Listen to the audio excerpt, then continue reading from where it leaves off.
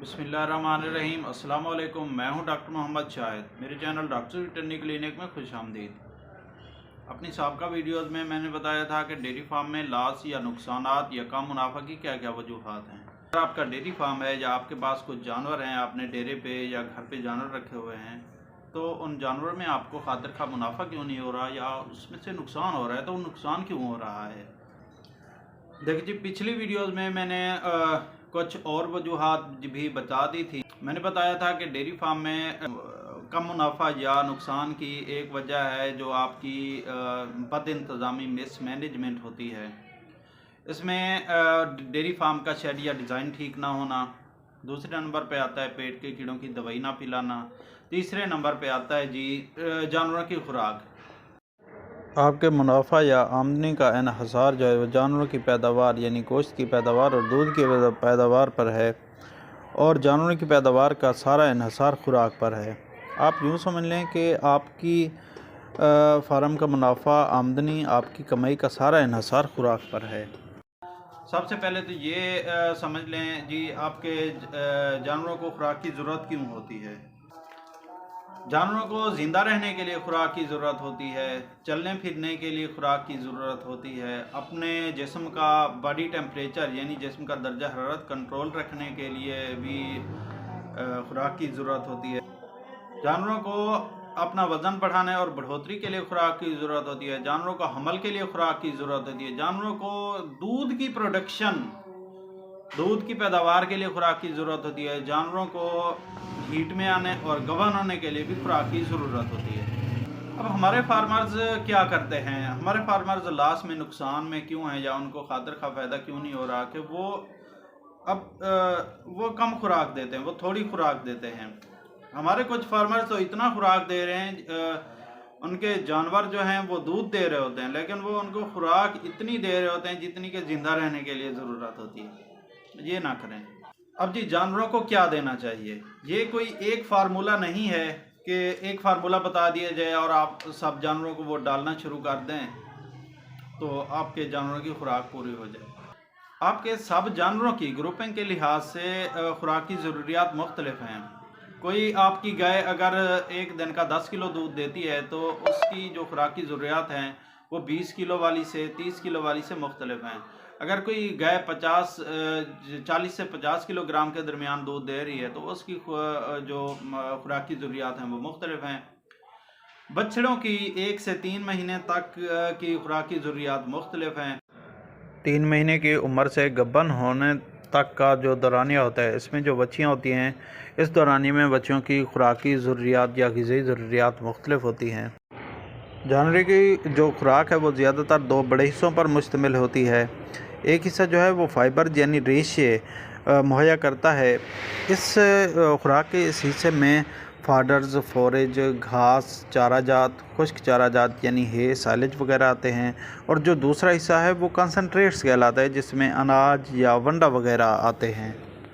जानवरों के लिए रेशादार ग़िज़ाएँ यानी चारा जात बहुत अहम हैं क्योंकि ये कार्बोहाइड्रेट्स मुहैया करते हैं और इन कार्बोहाइड्रेट्स से दूध में फ़ैट की मिकदार बढ़ जाती है।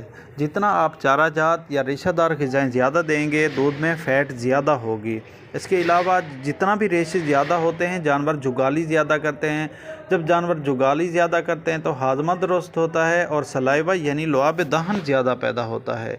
जब सलाइवा यानी लुआब दहन पैदा होता है तो लुआब दहन से जो र्यूमन की जो pH है वो हाई हो जाती है, मतलब मैदे की तेज़ाबियत जो है वो कम हो जाती है। जब मैदे की तेज़ाबियत कम होगी तो दूध में जो है वो फ़ैट की मिकदार ज़्यादा होती है।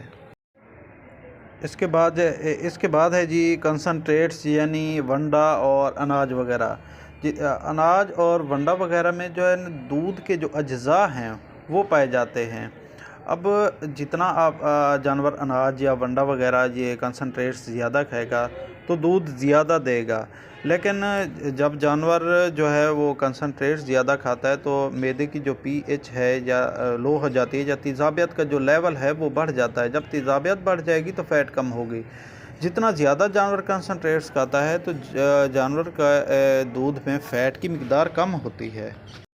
अब सवाल यह है कि जानवरों को ये खुराकें कितनी देनी चाहिए। جو دودھ دینے والے جانور ہیں ان کو ہر وقت خوراک چاہیے ہوتی ہے، چارہ جات یا سائلیج وغیرہ ہر وقت ان کے آگے ان کی پہنچ میں موجود ہونے چاہیے تاکہ وہ اپنی مرضی سے جتنا چاہیں کھا سکیں۔ جانور چارہ جتنا زیادہ کھائے گا اتنا اس کا ہاضمہ درست رہے گا، کیونکہ وہ جگالی زیادہ کرے گا، اس میں جانور کے معدے میں منہ میں سلائیوا زیادہ پیدا ہوگا۔ جو معدے کی پی ایچ ہے وہ معدے کی پی ایچ ہائی ہوگی، مطلب تیزابیت کا لیول کم ہوگا۔ تو جب معدے کا تیزابیت کا لیول کم ہوتا ہے تو دودھ میں جو ہے وہ فیٹ کی مقدار زیادہ ہوتی ہے۔ کنسنٹریٹس یا ونڈا وغیرہ جو ہے وہ جانوروں کو ان کی دودھ کی پیداوار کے مطابق دینا چاہیے۔ جو زیادہ دودھ دینے والے جانور ہیں ان کو زیادہ ونڈا دینا چاہیے۔ اسی طرح پروڈکشن کے لحاظ سے اگر کم دودھ دینے والے جانور ہیں تو ان کو کم ونڈا دیا جاتا ہے۔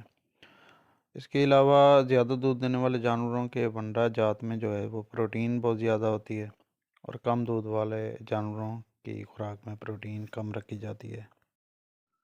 ونڈے میں چونکہ دودھ کے اجزاء موجود ہوتے ہیں تو اس لیے زیادہ ونڈا دینے سے جو ہے وہ دودھ کی مقدار جو ہے وہ بڑھ جاتی ہے۔ اس کے ساتھ ساتھ معدے کی تیزابیت بھی بڑھ جاتی ہے اور دودھ میں فیٹ کم ہو جاتی ہے۔ اچھا جی، کامن سوال کیا جاتا ہے، ہمارے فارمر حضرات ہم سے پوچھتے ہیں کہ ونڈا کس کمپنی کا دینا چاہیے، کون سا ونڈا یا کیا خوراک دینی چاہیے۔ اس کا سادہ سا جواب ہے کہ ہر جانور، ہر کیٹیگری، ہر پیداوار والے جانور کا ونڈا خوراک مختلف ہوتی ہے، ہر علاقے کی خوراک مختلف ہوتی ہے، ہر موسم کی خوراک مختلف ہوتی ہے۔ سب سے بہترین تو یہ ہے کہ ونڈا اپنا تیار کرنا چاہیے، اپنے آپ کے علاقے میں موسم کے لحاظ سے جو انگریڈینٹس، جو اجزاء آپ کو اویلیبل ہیں اس، کیونکہ ونڈا بناتے وقت ہم سب سے پہلے اس چیز کا خیال رکھتے ہیں کہ وہ ونڈا ہمارے لیے اکنامیکل ہو، یعنی کم خرچہ میں ہمیں زیادہ سے زیادہ پیداوار دے۔